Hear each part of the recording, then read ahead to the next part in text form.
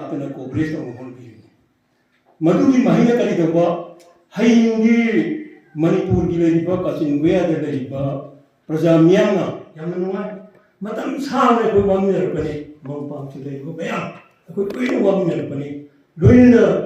Building ꯑꯁꯤ ꯁꯥꯅꯕ ꯍꯣꯠꯅꯕꯗ ꯀꯌꯥꯃꯨꯛ ꯌꯥꯝꯅ ꯂꯣꯏꯅ ꯃꯄꯥꯟꯗ ꯊꯣꯛꯑꯒ ꯑꯩꯈꯣꯏ ꯔꯦꯁꯄꯦꯛꯇꯦꯠ ꯂꯤꯗꯔꯁꯤꯡ ꯗꯥꯏꯠꯇ ꯂꯩꯔꯤꯕ ꯇꯧꯔꯀꯥꯟꯗ ꯍꯩ ꯑꯩꯈꯣꯏꯒꯤ ꯂꯩꯕꯥꯛꯀꯤ ꯍꯤꯃꯥꯏ ꯆꯨꯝꯕ ꯀꯥꯟꯗ ꯄꯔꯤꯁꯠꯀꯤ ꯃꯦꯝꯕꯔꯁꯤꯡꯅ ꯑꯗꯨꯒ ꯁꯩꯔꯦꯡꯂꯣꯏꯁꯤꯡ ꯑꯃꯒꯤ ꯃꯇꯦꯡ ꯆꯥꯎꯅ ꯄꯥꯡꯕꯅꯤ ꯃꯈꯣꯏꯅ ꯑꯗꯨꯗꯤ ꯎꯄꯥꯏ ꯂꯩꯇꯦ ꯉꯁꯤ ꯃꯅꯤꯄꯨꯔꯗ ꯏꯔꯥꯡ ꯆꯥꯎꯅ ꯊꯣꯛꯏ ꯂꯥꯟ ꯊꯣꯛꯏ ꯆꯦꯜꯂꯤ ꯃꯤꯌꯥꯝ ꯑꯃ ꯃꯐꯝ ꯃꯇꯝ ꯈꯪꯅ ꯆꯦꯜꯂꯤ ꯂꯣꯏꯅꯅ ꯂꯥꯟꯅꯇꯨꯗ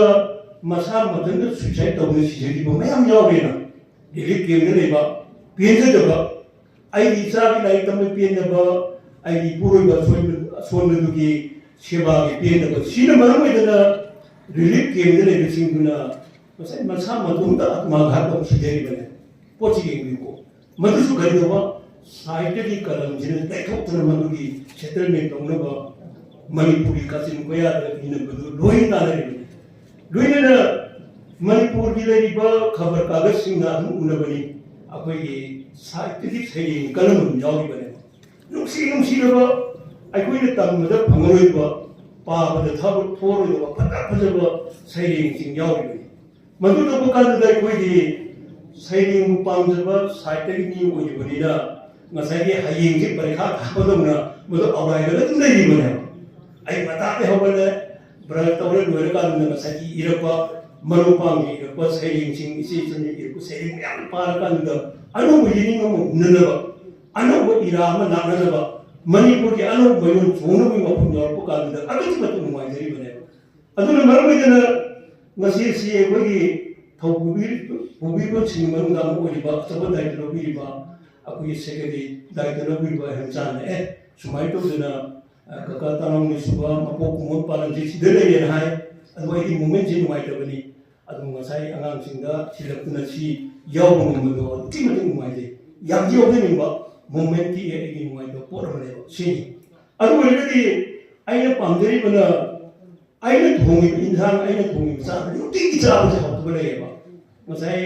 ꯑꯩꯈꯣꯏꯒꯤ ꯑꯗꯨꯃꯥꯏꯅ ꯍꯥꯏꯕꯤꯔꯝꯃꯦ ꯑꯊꯣꯡꯕ ꯃꯇꯝꯗ ꯑꯩꯈꯣꯏ ꯖꯦꯕꯤ ꯑꯃ ꯇꯧꯔꯒ ꯃꯗꯨꯒꯤ ꯁꯤꯟꯗꯣꯛ ꯁꯤꯟꯖꯤꯟ ꯇꯧꯒꯅꯤ ꯍꯥꯏꯕꯒꯤ ꯄꯣꯠ ꯑꯃ ꯑꯗꯨꯃꯛ ꯉꯁꯤꯒꯤ ꯂꯩꯔꯤꯕ ꯄꯔꯤꯁꯠꯀꯤ ꯀꯨꯟꯍꯨꯝꯗꯣꯏ ꯁꯨꯕ ꯐꯪꯁꯟ ꯑꯁꯤꯒ ꯃꯔꯤ ꯂꯩꯅꯅ ꯑꯩꯅ ꯇꯝꯖꯅꯤꯡꯕꯗꯤ ꯇꯉꯥꯏꯐꯗꯅ ꯂꯩꯔꯤꯕ ꯃꯅꯤꯄꯨꯔꯒꯤ ꯇꯣꯉꯥꯟ ꯇꯣꯉꯥꯟꯕ ꯑꯣꯔꯒꯅꯥꯏꯖꯦꯁꯟꯁꯤꯡ ꯂꯩꯔꯤ ꯄꯔꯤꯁꯠꯀꯤ ꯁꯥꯏꯠꯇꯒꯤ ꯄꯦꯄꯔꯗꯒ ꯑꯗꯨꯝ ꯌꯥꯎꯅꯩ ꯑꯩꯈꯣꯏꯁꯨ ꯑꯗꯨꯝ ꯌꯥꯎꯔꯛꯀꯅꯤ ꯀꯔꯤꯗꯧꯕ ꯖꯦꯕꯤ ꯃꯤꯇꯤꯡꯗꯣ ꯌꯥꯔꯒꯗꯤ ꯇꯥꯡꯁꯨ ꯇꯧꯒꯅꯤ ꯕꯤꯐꯣꯔ 15 ꯗꯦꯖ ꯍꯦꯟꯅ ꯈꯪꯒꯅꯤ ꯑꯣꯀꯦꯅꯤ ꯃꯁꯥ ꯑꯗꯨ ꯑꯣꯏꯔꯒꯗꯤ ꯇꯧꯔꯒꯗꯤ ꯂꯥꯛꯈꯤꯗꯕ ꯂꯥꯛꯄ ꯌꯥꯕ ꯃꯔꯨꯞ ꯈꯔꯁꯨ ꯑꯗꯨꯝ ꯂꯩ ꯂꯥꯛꯄꯗꯁꯨ ꯑꯗꯨꯝ ꯌꯥꯎꯋꯦꯕ ꯑꯗꯨ ꯑꯣꯏꯔꯒꯗꯤ ꯑꯗꯨꯃꯥꯏꯅ ꯄꯥꯎꯗꯨ ꯄꯤꯕꯤꯔꯒꯗꯤ ꯃꯁꯤꯡꯁꯤ ꯈꯔ ꯍꯦꯟꯅ ꯂꯥꯛꯄ ꯌꯥꯏꯅ ꯈꯜꯂꯤ ꯑꯩꯈꯣꯏꯒꯤ ꯄꯔꯤꯁꯠꯁꯤꯗ ꯂꯣꯏꯅꯅ ꯍꯥꯟꯅ ꯑꯩꯈꯣꯏꯅ ꯂꯩꯔꯤꯉꯩ ꯃꯇꯝꯗꯨꯗ ꯕꯤꯜꯗꯤꯡ ꯑꯃ ꯁꯥꯔꯝꯕ ꯂꯣꯏꯅꯅ ꯆꯧꯀ꯭ꯔꯤ ꯅꯨꯡꯒꯤ ꯈꯔ ꯊꯝꯂꯝꯕ ꯍꯦꯟꯅ ꯃꯣꯇꯤꯚꯦꯁꯟ ꯄꯤ ꯑꯗꯨꯒ ꯑꯅꯧꯕ ꯑꯃ ꯍꯦꯟꯅ ꯎꯕ ꯌꯥꯅꯕ ꯑꯅꯧꯕ ꯑꯃ ꯇꯧꯔꯒꯗꯤ ꯈꯨꯗꯝ ꯑꯣꯏꯅ ꯑꯍꯟꯁꯤꯡꯅ ꯍꯥꯏꯅꯕ ꯂꯩꯗꯅ ꯃꯧ ꯑꯅꯧꯕꯤ ꯂꯥꯛꯄꯁꯤꯗꯤ ꯋꯥꯏꯃꯨꯛꯇ ꯇꯩꯕꯗ ꯄꯨꯔꯅꯤꯃꯥ ꯊꯥꯖ ꯃꯥꯜꯂꯦ ꯍꯥꯏꯅꯔꯤꯅꯤ ꯀꯨꯏꯔꯒ ꯊꯥꯁꯤ ꯑꯣꯟꯕꯅ ꯑꯣꯟꯕꯅꯤꯀꯣ ꯑꯗꯨ ꯑꯣꯏꯔꯒꯗꯤ ꯑꯅꯧꯕ ꯀꯝꯃꯤꯇꯤ ꯑꯃ ꯐꯣꯔꯃꯦꯁꯟ ꯇꯧꯔꯒꯗꯤ ꯃꯗꯨꯅ ꯀꯔꯤ ꯇꯧꯕ ꯌꯥꯏ ꯄꯔꯤꯁꯠꯁꯤꯗ ꯆꯪꯕ ꯀꯥꯟꯗ ꯑꯩꯅ ꯁꯦꯀ꯭ꯔꯦꯇꯔꯤ ꯑꯣꯏꯔꯦ ꯄ꯭ꯔꯁꯤꯗꯦꯟ ꯑꯣꯏꯔꯦ ꯑꯗꯨꯗꯤ ꯃꯅꯨꯡꯒꯤ ꯂꯩꯔꯤꯕ ꯋꯥꯔꯗꯁꯤꯡꯁꯦ ꯑꯃꯨꯛꯇꯗꯤ ꯃꯁꯤ ꯔꯤꯄꯦꯌꯔꯤꯡ ꯇꯧ ꯀꯩꯀꯩ ꯑꯅꯤꯡꯕ ꯈꯔ ꯂꯥꯛꯄ ꯌꯥꯏ ꯍꯥꯏꯕ ꯁꯤꯅ ꯃꯔꯝ ꯑꯣꯏꯗꯅ ꯑꯑꯣꯟꯕꯗꯨ ꯗꯔꯀꯥꯔ ꯂꯩ ꯑꯑꯣꯟꯕꯗꯨ ꯇꯧꯅꯅꯕ ꯑꯩꯈꯣꯏ ꯂꯥꯛꯏꯕ ꯊꯦꯡꯕꯗ ꯋꯤꯗꯤꯟ ꯗꯤꯁ ꯃꯥꯁ ꯑꯩꯈꯣꯏ ꯖꯦꯕꯤ ꯃꯤꯇꯤꯡ ꯑꯗꯨ ꯇꯧꯍꯟꯖꯅꯤꯡꯉꯤ ꯑꯗꯨꯒ ꯀꯅꯥꯒꯨꯝꯕ ꯏꯟꯇꯔꯦꯁ ꯂꯩꯔꯒꯗꯤ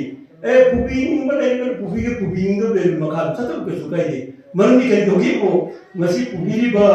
ꯑꯩꯈꯣꯏ ꯗꯥꯛꯇꯔ ꯔꯤꯕꯦꯜꯔꯣꯁꯨ ꯑꯩ ꯃꯔꯨꯞꯁꯤ ꯇꯣꯂꯣꯞ ꯆꯥꯕ ꯅꯠꯇꯦꯕ ꯄꯔꯤꯁꯠꯁꯤꯗꯒꯤ ꯂꯨꯄꯥ ꯐꯪꯕ ꯅꯠꯇꯦꯕ ꯑꯗꯨ ꯉꯁꯤꯁꯨ ꯌꯥꯝꯅ ꯋꯥꯅ ꯁꯤꯜꯂꯤꯕ ꯊꯧꯔꯝ ꯄꯥꯡꯊꯣꯛꯏꯕꯁꯤꯒꯤ ꯗꯥꯏꯇ ꯂꯧꯔꯤꯕ ꯁꯦꯀ꯭ꯔꯦꯇꯔꯤ ꯑꯣꯏꯔꯤꯕ ꯏꯅꯥꯎ ꯍꯦꯃꯆꯟꯗ꯭ꯔꯁꯤ ꯀꯗꯥꯏꯗꯒꯤ ꯀꯦꯟꯗꯜꯁꯤ ꯌꯥꯝ ꯇꯥꯡꯕꯅꯤ ꯀꯦꯟꯗꯜꯁꯤ ꯆꯥꯝꯃꯒ ꯌꯧꯕꯅꯦ ꯑꯃꯗ ꯑꯗꯨ ꯀꯅꯥꯒꯤꯗ ꯄꯩꯁꯥ ꯈꯥꯏꯗꯣꯏꯅꯤꯀꯣ ꯁꯤ ꯌꯦꯡꯕꯤꯌꯣ ꯑꯗꯨ ꯑꯣꯏꯔꯒꯗꯤ ꯃꯗꯨꯒꯤ ꯑꯋꯥꯕꯗꯤ ꯀꯅꯥꯅ ꯈꯪꯉꯤ ꯊꯧ ꯄꯨꯔꯤꯕꯗꯨꯅ ꯂꯣꯏꯅ ꯈꯪꯒꯅꯦꯕ ꯑꯗꯨꯒ ꯂꯣꯏꯅꯅ ꯉꯁꯤ ꯂꯥꯎꯠ ꯁ꯭ꯄꯤꯀꯔ ꯌꯥꯎꯔꯤꯁꯦ ꯐ꯭ꯔꯤꯗ ꯂꯥꯛꯑꯝꯒꯗꯕ ꯃꯥꯟꯗꯦ ꯄꯩꯁꯥ ꯄꯤꯔꯝꯒꯅꯦꯕ ꯁꯤꯅ ꯃꯔꯝ ꯑꯣꯏꯗꯅ ꯊꯕꯛꯇ ꯇꯧꯔꯤꯕ ꯊꯕꯛꯇꯨꯗ ꯆꯪꯕ ꯀꯥꯡꯕꯨꯗꯨꯅ ꯂꯣꯏꯅ ꯈꯪꯒꯗꯕꯅꯤ ꯑꯗꯨ ꯑꯣꯏꯔꯒꯗꯤ ꯊꯕꯛ ꯄꯨꯕ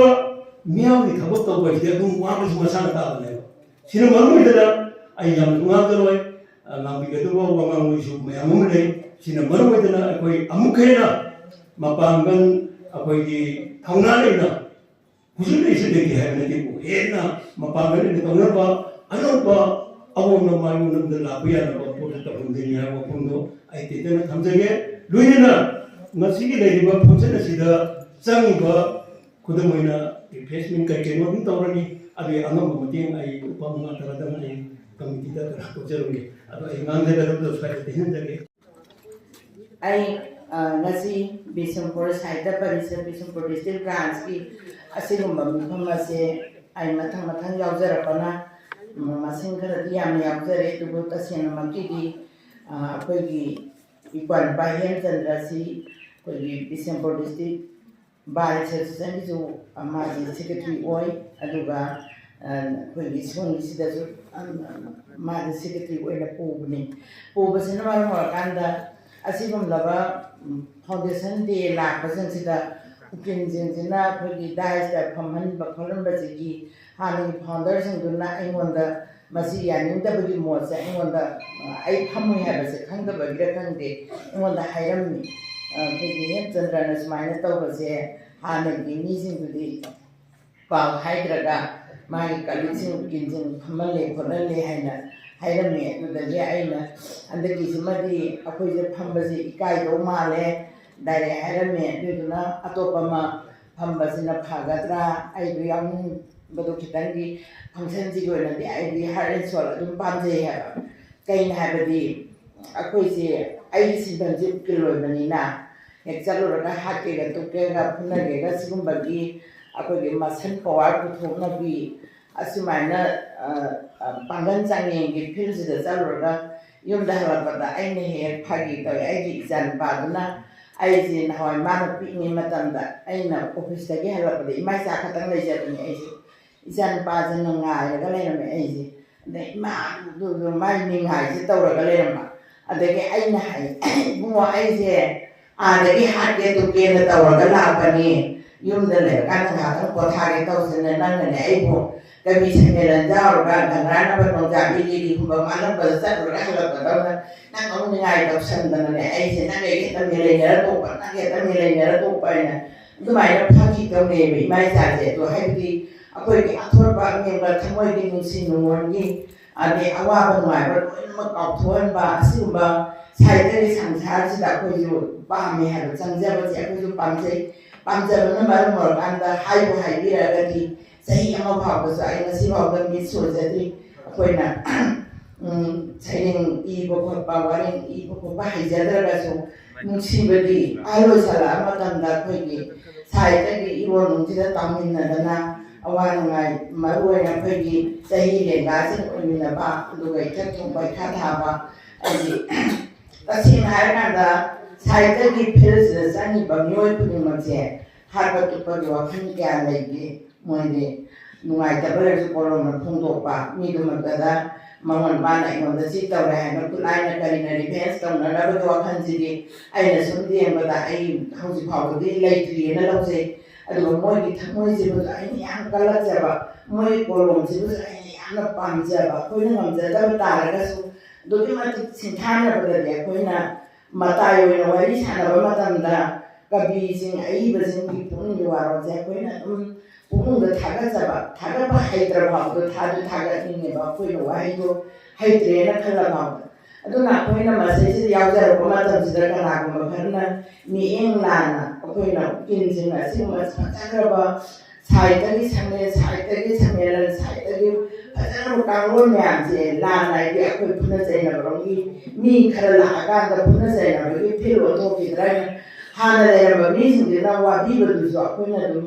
याजै अखोयना दुम मोइगी थमोइदो अखोयजे चांगा हनिंदबि वाखल लैबदसो अखोयना दुमसो दुम आई दुम याजै नि केलादसो मी कालिबनि दुगा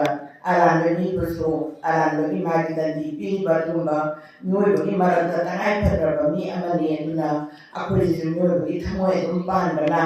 अखोय मारसिदगि सु किनथोरेई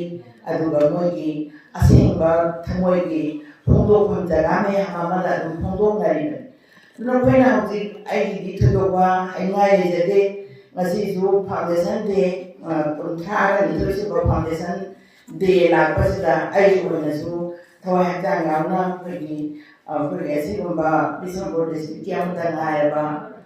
ꯗꯤꯁꯇ꯭ꯔꯤꯛ ꯕ꯭ꯔꯥꯟꯁ ꯍꯥꯏꯕꯁꯦ ꯑꯁꯤ ꯀꯨꯏꯅ ꯁꯥꯡꯅ ꯃꯁꯥ ꯃꯎ ꯐꯗꯅ ꯃꯁꯥ ꯃꯔꯦꯟ ꯐꯟꯗꯣꯛꯇꯅ ꯆꯥꯎꯔꯕ ꯕꯤꯁꯦꯝꯄꯨꯔ ꯗꯤꯁꯇ꯭ꯔꯤꯛꯁꯦ ꯀꯣꯑꯣꯄꯔꯦꯠ ꯇꯧꯗꯅ ꯍꯦꯟꯅ ꯃꯄꯥꯡꯒꯜ ꯀꯟꯈꯠꯄ ꯑꯣꯏꯕꯤꯁꯅꯨ ꯁꯦꯡꯅ ꯍꯥꯏꯔꯒꯗꯤ ꯉꯁꯥꯏ ꯑꯩꯈꯣꯏꯒꯤ ꯒꯦꯁ ꯑꯣꯐ ꯑꯣꯅꯔꯒꯤ ꯋꯥꯔꯣꯜꯗꯁꯨ ꯍꯥꯏꯕꯤꯔꯝꯃꯦ ꯉꯁꯥꯏ ꯂꯥꯟꯒ ꯀꯣꯔꯣꯅꯥꯒ ꯂꯩꯕ ꯑꯗꯒꯤ ꯅꯣꯠ ꯑꯦꯗ꯭ꯔꯦꯁꯇꯁꯨ ꯑꯗꯨꯝ ꯍꯥꯏꯕꯤꯔꯝꯃꯦ ꯁꯤꯒꯨꯝꯕ ꯃꯌꯥꯝꯁꯤꯅ ꯃꯔꯝ ꯑꯣꯏꯔꯀꯥꯟꯗ ꯑꯩꯈꯣꯏꯒꯤ ꯇꯞ ꯑꯣꯏꯕ ꯁꯝꯅ ꯍꯥꯏꯔꯀꯥꯟꯗ ꯐꯠꯇꯤꯡꯒꯤ ꯕꯦꯔꯥ ꯈꯔ ꯂꯩꯔꯝꯕ ꯌꯥꯏꯌꯦꯅ ꯈꯜꯂꯤ ꯑꯗꯨꯒꯨꯝꯕꯅꯆꯤꯡꯕꯗꯨꯗꯅ ꯇꯧꯔꯤꯕꯗꯒꯤ ꯍꯦꯟꯅ ꯃꯁꯥ ꯃꯎ ꯆꯤꯡ ꯆꯤꯡ ꯂꯥꯎꯒꯗꯕ ꯃꯇꯝꯗ ꯂꯥꯟꯅ ꯆꯍꯤ 3 ꯆꯩꯊꯦꯡ ꯄꯤꯔꯛꯑꯕꯅꯤ나 ꯃꯁꯥ ꯃꯎꯗꯨ ꯈꯔ ꯐꯔꯝꯗꯕ ꯑꯣꯏꯔꯝꯕꯁꯨ ꯌꯥꯏ ꯑꯗꯨꯕꯨ ꯉꯁꯥꯏ ꯑꯣꯖꯥꯅꯁꯨ ꯍꯥꯏꯕꯤꯈꯔꯦ ꯒꯦꯁ ꯑꯣꯐ ꯑꯣꯅꯔꯅ ꯑꯩꯈꯣꯏꯒꯤ ꯖꯤꯕꯤ ꯃꯤꯇꯤꯡ ꯄꯥꯡꯊꯣꯛꯑꯀꯥꯟꯗ ꯑꯗꯨꯗꯒꯤ ꯍꯦꯟꯅ ꯐꯒꯠꯂꯛꯄ ꯍꯥꯏꯗꯤ ꯑꯅꯧꯕ ꯄꯨꯔꯛꯀꯗꯧꯔꯤꯕ ꯑꯦꯛꯖꯤꯀ꯭ꯌꯨꯇꯤꯞꯇꯨꯅ ꯑꯩꯈꯣꯏꯒꯤ ꯊꯥ ꯃꯥꯟꯕꯗꯣ ꯑꯗꯨꯃꯥꯏꯅ ꯍꯦꯟꯅ ꯑꯐꯕ ꯑꯗꯨ ꯑꯣꯏꯕ ꯑꯣꯏꯁꯅꯨ ꯑꯗꯨꯁꯨ ꯑꯗꯨꯝ ꯑꯩꯈꯣꯏꯅꯁꯨ ꯃꯄꯥꯟꯗꯒꯤ ꯌꯦꯡꯖꯕꯗꯁꯨ ꯑꯩꯈꯣꯏꯅꯁꯨ ꯑꯗꯨꯝ ꯄꯥꯝꯖꯩ ꯑꯗꯨꯒ ꯑꯁꯤꯒꯨꯝꯕ ꯁꯥꯏꯠꯇꯒꯤ ꯀꯩꯅꯣꯁꯤꯗꯤ ꯑꯃꯅ ꯑꯃꯗ ꯄꯥꯎꯔꯧ ꯄꯨꯂꯣꯠ ꯊꯥꯅꯒꯗꯕꯒꯤ ꯁꯔꯨꯛ ꯐꯣꯡꯅ ꯑꯃꯅ ꯑꯃꯗ ꯁꯤ ꯇꯧꯁꯤ ꯍꯥꯏꯔꯒ ꯀooperation ꯄꯤꯅꯔꯒꯗꯤ ꯑꯈꯪ ꯑꯍꯩ ꯉꯥꯛꯇꯅꯤ ꯑꯩꯈꯣꯏꯅ ꯀꯣꯛ ꯂꯧꯖꯒꯗꯧꯔꯤꯕ ꯑꯗꯨꯒꯨꯝꯕ ꯑꯏꯕꯤ ꯉꯥꯛꯇꯅꯤꯅ ꯑꯃꯅ ꯑꯃꯒꯤ ꯃꯅꯤꯡꯗ ꯕ꯭ꯂꯦꯝ ꯇꯧꯅꯔꯒ ꯃꯥ ꯐꯩ ꯅꯠꯇ꯭ꯔꯒ ꯐꯠꯇ꯭ꯔꯦ ꯍꯥꯏꯕꯁꯤꯗꯤ ꯃꯁꯤ ꯑꯩꯈꯣꯏꯅ ꯈꯟꯖꯕ ꯍꯥꯏꯗꯤ ꯑꯩꯈꯣꯏꯅ ꯅꯤꯡꯖꯕ ꯏꯕꯤꯔꯤꯕ ꯐꯥꯏꯜ ꯈꯨꯗꯤꯡꯃꯛ ꯂꯩꯕꯤꯔꯤꯕ ꯐꯥꯎꯟꯗꯔ ꯈꯨꯗꯤꯡꯃꯛꯁꯤꯗ ꯑꯩꯈꯣꯏꯅ ꯑꯁꯥ ꯌꯥꯝꯅ ꯇꯧꯖꯕꯅꯤꯅ ꯑꯗꯨ ꯃꯅꯤꯡꯗ ꯀꯔꯤꯗ ꯑꯗꯨꯃꯥꯏꯅ ꯍꯥꯏꯅꯕꯤꯒꯗꯧ ꯁꯔꯨꯛꯇꯤ ꯃꯃꯥꯡꯗ ꯀꯔꯤ ꯊꯣꯛꯅꯔꯒ ꯅꯪꯒꯤꯗꯨꯅ ꯁꯤ ꯄꯥꯝꯃꯤ ꯅꯪꯒꯤꯗꯨꯅꯁꯤ ꯄꯥꯝꯗꯦ ꯑꯗꯨꯒ ꯃꯇꯝꯁꯦ ꯐꯥꯎꯟꯗꯦꯁꯟꯒꯤ ꯗꯦꯁꯦ ꯑꯁꯥ ꯌꯧꯔꯛꯄ ꯃꯇꯝꯁꯤꯗꯗꯤ ꯍꯥꯏꯕ ꯍꯥꯏꯗꯕ ꯊꯤꯗꯅ ꯉꯁꯥꯏꯒꯤ ꯍꯥꯟꯅ ꯂꯩꯕꯤꯔꯝꯕ ꯃꯌꯥꯝ ꯄꯨꯝꯅꯃꯛ ꯀooperation ꯄꯤꯕꯤꯔꯒ ꯇꯧꯔꯒ ꯉꯁꯥꯏꯒꯤ ꯑꯦꯛꯖꯤꯀ꯭ꯌꯨꯇꯤꯞꯀꯤꯗ ꯂꯩꯔꯤꯕ ꯃꯤꯁꯤꯡꯁꯤꯗꯤ ꯁꯦꯕꯥꯔꯣꯏꯅꯤꯅ ꯃꯣꯏꯁꯦ ꯆꯦꯜꯍꯟꯕ ꯆꯣꯡꯍꯟꯕ ꯑꯗꯨꯒ ꯂꯩꯔꯤꯕ ꯕꯣꯗꯤꯗꯨꯒꯤ ꯃꯦꯝꯕꯔꯁꯤꯡꯗꯨꯅ ꯏꯟꯕ ꯈꯣꯠꯄ ꯑꯃꯁꯨ ꯃꯁꯤ ꯑꯩ ꯗꯔꯀꯥꯔ ꯂꯩꯕ꯭ꯔꯥ ꯍꯥꯏꯅ ꯑꯩꯅ ꯈꯟꯖꯩ ꯌꯥꯎꯖꯕ ꯐꯪꯖꯕꯁꯤꯗꯤ ꯑꯩ ꯅꯤꯡꯖꯕꯗꯨꯒꯤ ꯃꯍꯩ ꯐꯪꯕꯅꯦꯅ ꯑꯩ ꯈꯜꯂꯤ ꯑꯗꯨꯒ ꯃꯇꯨꯡꯗꯁꯨ ꯁꯤꯗꯒꯤ ꯍꯦꯟꯅ ꯐꯒꯠꯂꯛꯄ ꯈꯨꯗꯤꯡꯃꯛꯇꯁꯨ ꯑꯗꯨꯒ ꯍꯦꯟꯅ ꯐꯕ ꯄ꯭ꯔꯗꯛꯁꯟ ꯃꯌꯥꯝ ꯑꯃ ꯏꯁꯤꯡ ꯆꯥꯏꯕꯤ ꯄꯨꯊꯣꯛꯄꯗꯨꯗꯒꯤ ꯏꯁꯤꯡ ꯆꯥꯏꯕꯤ ꯆꯥꯝꯃ ꯄꯨꯊꯣꯔꯛꯄ ꯑꯣꯏꯁꯅꯨ ꯑꯗꯨꯒ ꯍꯥꯟꯅ ꯂꯥꯏꯔꯤꯛ ꯂꯥꯏꯁꯨ ꯐꯣꯡꯗꯅ ꯈꯣꯠꯇꯅ ꯇꯧꯔꯝꯕꯁꯤꯡ ꯔꯥꯏꯇꯔꯁꯤꯡꯗꯨꯁꯨ ꯍꯦꯟꯅ ꯂꯥꯏꯔꯤꯛꯁꯦ ꯃꯁꯤꯡ ꯌꯥꯝꯅ ꯄꯨꯊꯣꯔꯛꯇꯅ ꯃꯁꯤꯡ ꯑꯐꯕ ꯑꯩꯈꯣꯏ ꯕꯤꯁꯦꯝꯄꯨꯔ ꯗꯤꯁꯇ꯭ꯔꯤꯛ ꯕ꯭ꯔꯥꯟꯁꯀꯤꯁꯨ ꯃꯍꯩ ꯑꯣꯏꯕ ꯌꯥꯕ ꯑꯗꯨꯒꯨꯝꯕ ꯃꯤ ꯃꯌꯥꯝ ꯑꯃ ꯆꯣꯡꯊꯣꯛꯄꯤꯔꯛꯇꯅ ꯚꯣꯂꯟꯇꯔꯤꯒꯤ ꯑꯩꯈꯣꯏꯒꯤ ꯁꯦꯡꯅ ꯍꯥꯏꯔꯒꯗꯤ ꯁꯥꯏꯠꯇꯒꯤ ꯃꯤꯁꯤꯗꯤ ꯅꯦꯛꯄ ꯌꯥꯕꯁꯨ ꯅꯠꯇꯦ ꯃꯥꯗꯤ ꯃꯁꯥꯅ ꯃꯥꯒꯤ ꯄꯣꯛꯄꯗꯒꯤ ꯂꯣꯏꯅꯖꯔꯛꯄ ꯑꯗꯨꯒꯨꯝꯕ ꯃꯥꯒꯤ ꯃꯒꯨꯟꯗꯨꯒ ꯂꯣꯏꯅꯔꯒ ꯂꯥꯛꯄ ꯉꯥꯛꯇ ꯑꯣꯏꯒꯗꯧꯔꯤꯕꯅꯤꯅ ꯑꯗꯨꯒꯨꯝꯕ ꯑꯐꯕ ꯃꯤꯁꯤꯡ ꯑꯗꯨꯅ ꯃꯐꯝꯁꯤꯗ ꯆꯪꯉꯛꯑꯀꯥꯟꯗ ꯃꯣꯏꯒꯤ ꯑꯣꯏꯕ ꯂꯧꯐꯝ ꯊꯣꯛꯄ ꯗ꯭ꯌꯨꯇꯤ ꯃꯣꯏꯅ ꯄꯔꯐꯣꯔꯃꯦꯟꯁ ꯍꯥꯏꯗꯤ ꯁꯃꯥꯖꯒꯤ ꯁꯦꯕꯥꯔꯤ ꯑꯃ ꯑꯣꯏꯅꯤꯡꯕ ꯃꯌꯥꯝꯁꯤꯡꯗꯣ ꯃꯐꯝꯁꯤꯗ ꯃꯣꯏꯒꯤ ꯇꯨꯡꯅꯐꯝ ꯑꯣꯏꯔꯒ ꯑꯁꯤꯒꯨꯝꯕ ꯖꯒꯥ ꯑꯃ ꯂꯩꯔꯝꯗꯕꯗꯒꯤ ꯍꯥꯟꯅꯒꯤ 70% ꯑꯃ ꯂꯩꯈꯤꯗ꯭ꯔꯕ ꯑꯗꯨꯒꯨꯝꯕ 30 ꯃꯨꯛ ꯑꯃꯗꯤ ꯍꯧꯖꯤꯛ ꯂꯩꯍꯧꯔꯤꯕꯅꯤꯅ ꯃꯣꯏꯗꯨꯒ ꯇꯥꯟꯅ ꯇꯤꯛꯅꯗꯅ ꯇꯧꯔꯀꯥꯟꯗ ꯍꯦꯟꯅ ꯐꯕ ꯍꯦꯟꯅ ꯃꯔꯤꯛ ꯆꯨꯝꯕ ꯍꯦꯟꯅ ꯃꯁꯥ ꯃꯔꯣꯡ ꯐꯟꯕ ꯑꯗꯨꯒꯨꯝꯕ ꯁꯥꯏꯠꯇ ꯄꯔꯤꯁꯠ ꯕꯤꯁꯦꯝꯄꯨꯔ ꯗꯤꯁꯇ꯭ꯔꯤꯛ ꯕ꯭ꯔꯥꯟꯁꯁꯦ ꯃꯊꯪ ꯆꯍꯤꯗꯒꯤ ꯍꯦꯟꯅ ꯑꯣꯏꯔꯛꯁꯅꯨ ꯍꯟꯗꯛꯀꯤ ꯆꯍꯤꯁꯤꯅ ꯑꯩꯈꯣꯏꯒꯤ ꯂꯥꯟꯁꯤꯁꯨ ꯂꯣꯏꯁꯤꯟꯕꯤꯈꯤꯕ ꯑꯣꯏꯔꯁꯅꯨ ꯑꯗꯨꯒ ꯑꯋꯥꯕ ꯅꯨꯡꯉꯥꯏꯕꯒꯤ ꯈꯜꯗꯨ ꯑꯩꯈꯣꯏꯒꯤ ꯂꯥꯟ ꯆꯦꯜꯂꯤꯉꯩꯗ ꯁꯩꯔꯦꯡ ꯊꯣꯛꯂꯛꯇꯕ ꯂꯥꯟ ꯆꯦꯜꯂꯤꯉꯩꯗ ꯋꯥꯔꯤ ꯃꯆꯥꯒꯤ ꯋꯥꯈꯜ ꯊꯣꯛꯂꯛꯇꯕ ꯑꯗꯨꯒꯨꯝꯕ ꯉꯁꯥꯏꯒꯤ ꯍꯤꯡꯅꯕ ꯑꯩꯈꯣꯏꯁꯦ ꯁꯤꯒꯗ꯭ꯔꯥ ꯍꯤꯡꯒꯗ꯭ꯔꯥ ꯍꯥꯏꯕꯒꯤ ꯑꯅꯤꯒꯤ ꯂꯪꯗꯥꯏꯁꯤꯗ ꯋꯥꯅ ꯑꯩꯈꯣꯏꯁꯤ ꯆꯔꯥ ꯅꯥꯝꯃ ꯑꯅꯤ ꯆꯥꯔꯝꯕꯗꯨꯅ ꯑꯃꯇꯪ ꯆꯥꯔꯛꯀꯗ꯭ꯔꯥ ꯑꯗꯩ ꯀꯩꯗꯧꯉꯩ ꯑꯩꯈꯣꯏ ꯀꯔꯤ ꯇꯧꯔꯛꯀꯗꯒꯦ ꯍꯥꯏꯕꯁꯦ ꯇꯝꯕ ꯉꯝꯗꯕ ꯐꯤꯕꯝ ꯑꯃꯗ ꯂꯩꯕ ꯃꯇꯝꯁꯤꯗꯗꯤ ꯁꯥꯏꯗꯁꯨ ꯀꯥꯎꯈꯤꯕ ꯀꯔꯤꯅꯣ ꯈꯪꯗꯕꯒꯤ ꯍꯤꯡꯅꯔꯕ ꯁꯃꯥꯖ ꯑꯃꯗ ꯑꯩꯈꯣꯏ ꯃꯌꯥꯝꯁꯦ ꯏꯇꯥꯎ ꯀꯥꯎꯗꯅ ꯂꯩꯔꯝꯕꯗꯣ ꯉꯁꯤ ꯍꯥꯏꯕ ꯅꯨꯃꯤꯠ ꯑꯁꯤꯗꯒꯤ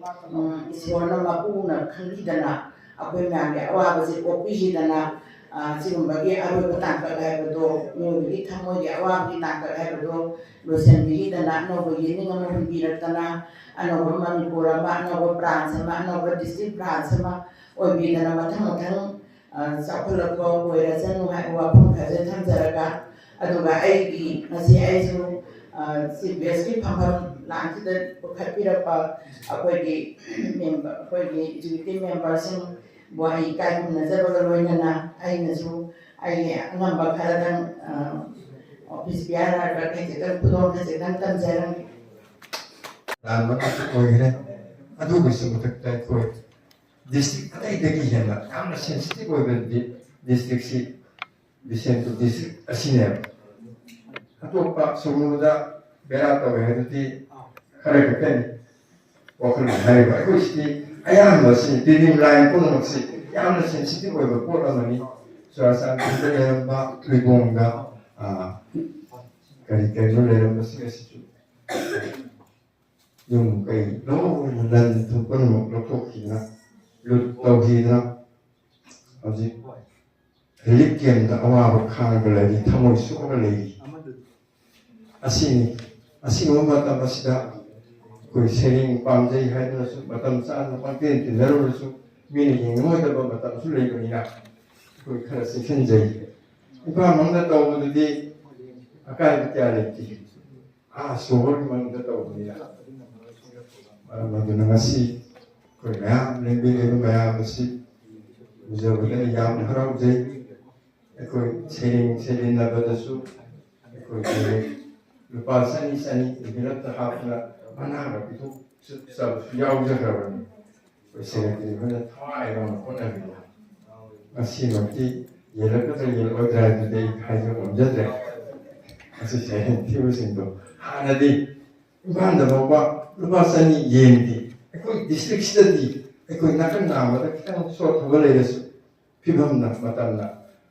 ꯑꯇꯩꯅ ꯉꯝꯗꯕ ꯊꯕꯛ ꯁꯩꯔꯦꯡ ꯊꯤꯕꯁꯤꯡ ꯑꯁꯤ ꯄꯨꯛꯅꯤꯡ ꯊꯧꯒꯠꯄ ꯑꯣꯏꯅ ꯆꯅꯤꯗ ꯑꯣꯏꯔꯁꯨ ꯆꯍꯨꯝꯐꯥꯎ ꯄꯤꯒꯦ ꯇꯧꯔꯝꯃꯤ ꯑꯗꯨꯕꯨ ꯆꯅꯤꯗ ꯑꯣꯏꯅ ꯇꯧꯔꯁꯦꯅ ꯇꯧꯈꯤꯕ ꯂꯩ ꯃꯁꯤꯁꯨ ꯑꯩ ꯊꯥꯒꯠꯅꯤꯡꯉꯥꯏꯅꯤ ꯃꯁꯤ ꯀꯥꯎꯕ ꯌꯥꯗꯦ ꯑꯩꯈꯣꯏ ꯃꯌꯥꯝꯅ ꯑꯐꯕ ꯊꯕꯛꯅꯤ ꯍꯥꯏꯕꯗꯣ ꯑꯗꯨꯒꯤꯁꯨ ꯃꯊꯛꯇ ꯑꯩꯈꯣꯏ ꯗꯥꯏꯁꯇ ꯂꯩꯕꯤꯔꯤꯕ ꯑꯩꯈꯣꯏꯒꯤ ꯁꯣꯔꯣꯛ ꯈꯥꯏꯕꯝ ꯑꯣꯖꯥꯁꯤ ꯁꯣꯁꯤꯌꯦꯜ ꯋꯥꯔꯀꯔ ꯑꯃꯅꯤ ꯍꯧꯖꯤꯛꯁꯦ ꯑꯩꯈꯣꯏꯅ ꯇꯤꯟꯅꯔꯤꯕꯁꯤꯁꯨ ꯂꯥꯟ ꯃꯅꯨꯡꯅꯦ ꯍꯣꯔꯦꯟ ꯀꯔꯤ ꯊꯣꯛꯀꯅꯤ ꯍꯧꯖꯤꯛ ꯀꯔꯤ ꯊꯣꯛꯀꯅꯤ ꯑꯁꯤ ꯑꯩꯈꯣꯏ ꯈꯪꯗꯕ ꯐꯤꯕꯝꯅꯤ ꯃꯤꯔꯣꯟ ꯈꯪꯗꯕ ꯀꯥꯡꯕꯨꯅ ꯍꯦꯛꯇ ꯑꯦꯇꯦꯛ ꯇꯧꯔꯛꯄ ꯌꯥꯔꯤꯕꯅꯦꯕ ꯉꯔꯥꯡꯃꯛꯁꯦ ꯍꯋꯥ ꯀꯔꯤ ꯆꯠꯇꯦ ꯉꯔꯥꯡꯃꯛꯁꯦ ꯑꯩꯈꯣꯏꯒꯤ ꯁꯣꯔꯣꯛ ꯈꯥꯏꯕꯝ ꯑꯣꯖꯥ ꯑꯍꯟꯁꯦ ꯁꯣꯁꯤꯌꯦꯜ ꯋꯥꯔꯀꯔꯁꯦ ꯅꯤꯂꯀꯃꯜ ꯀꯧꯕꯁꯤ ꯑꯆꯧꯕ ꯐꯪꯁꯟ ꯑꯃꯁꯨ ꯉꯔꯥꯡ ꯄꯥꯡꯊꯣꯛꯈ꯭ꯔꯦ